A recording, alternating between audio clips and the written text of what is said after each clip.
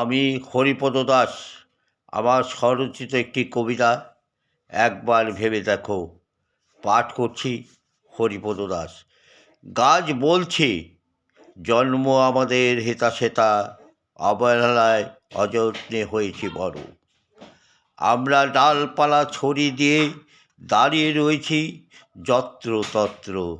কত রকম পাখিরা এসে বাসা বেঁধেছে আমাদের ডালে।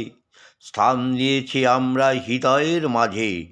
রৌদ্রের খরতাপে বয়ে যায় আমাদের উপর দিয়েই, শুকিয়ে যায় আমাদের জীবন।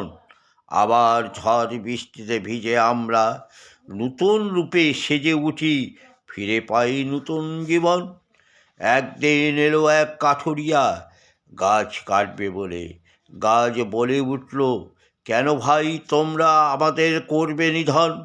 তোমরা কি জানো না আমাদের আশ্রয়ে রয়েছে কত পশু পাখি? এরা যে সবাই ঘরছাড়া হয়ে যাবে। একবারও কি ভেবে দেখেছো আমরা আছি বলে পথচারীরা এসে বসে আমাদের পদতলে শীতল হাওয়ায়? আমরা যদি না থাকি তোমরা কি বাঁচবে তো? তোমরা যে অক্সিজেন গ্রহণ করো, কার্বন ডাই অক্সিজেন দেহ থেকে ত্যাগ করো, তা আমরা গ্রহণ করি। আর জীবজগৎকে বাঁচিয়ে রেখেছি আমরা। গাছ যদি না থাকে কার্বন ডাই অক্সিজেন মিশে যাবে বায়ুতে, তাপমাত্রা বেড়ে যাবে অনেক গুণ। তোমরাই ঠেলে দেবে মৃত্যুর কোলে।